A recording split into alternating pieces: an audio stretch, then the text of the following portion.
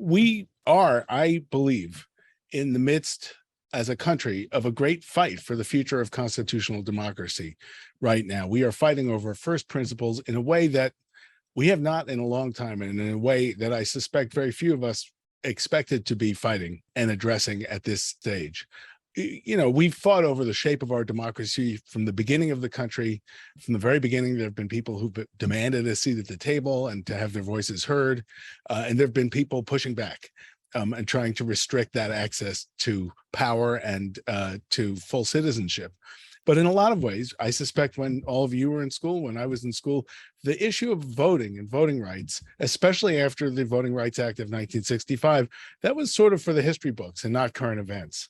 But as we know, in the past 2 decades, and especially in the past few years, there's been a growing and increasing and an increasingly virulent attack on the right to vote. It is in response, in some respects, to the changes in our country, to the demographic changes, to the fact that more and more of the country are people of color or younger or changing. And we saw it. This did not actually start with Donald Trump. People forget that, for example, there was enough of a scandal over phony allegations of voter fraud when prosecutors were ordered to bring charges against non-existent voter fraud. It was enough of a scandal that Attorney General Gonzalez had to resign in 2006. But we really saw this come to a boil in the last few years. The 2020 election was quite an extraordinary thing for our country. We all remember, of course, whatever we thought was going to be happening at the beginning of 2020. We knew there'd be a high turnout, but it became clear right away at the beginning of the pandemic that we might not have a free and fair election in November because of COVID, because of the crushing impact on turnout and even on people showing up to work at the polls. It was extraordinarily important to expand access to vote by mail so everybody had the chance to do it, to expand access to early voting, to have safe in-person polling places, which turned out in the end to be arenas and big box stores. The whole of society, Democrats and Republicans, really mobilized. The business community, for example, recruited hundreds of thousands of people to be poll workers. And so that in the end, in November, despite the pandemic, it was the highest voter turnout since 1900 in our country. And the Department of Homeland Security under President Trump said it was the most secure election ever. Now, I kind of thought everybody should get a medal. That wasn't the only response. As we know, the loudest response in some ways was the former president, his big lie, his claim of massive voter fraud and that the election was stolen, the insurrection driven by that big lie on January 6th.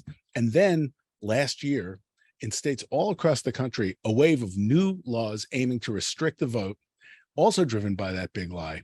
Now, these were somewhat, you might want to almost call them traditional voter suppression laws, in cutting back on early voting, cutting back on voter registration in ways that especially targeted communities of color.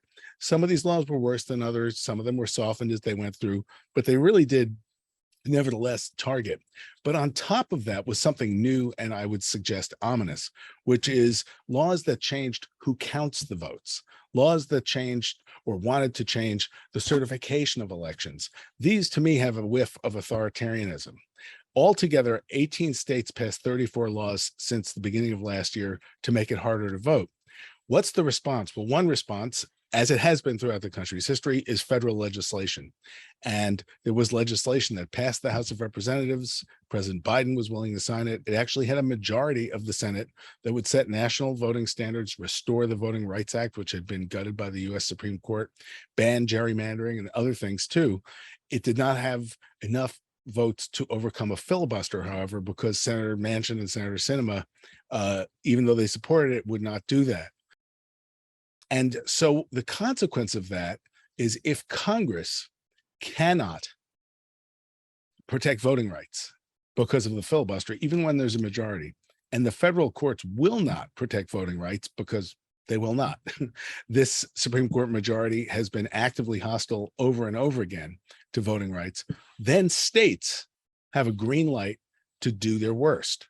And there's every reason to think that these fights will continue and that state legislative majorities will seek to abuse the rights of their own people. There are many fights that we'll discuss during this important conversation, but that's where we're at right now. How will it affect the election? We don't know, but it's something every American should care about, and increasingly people do.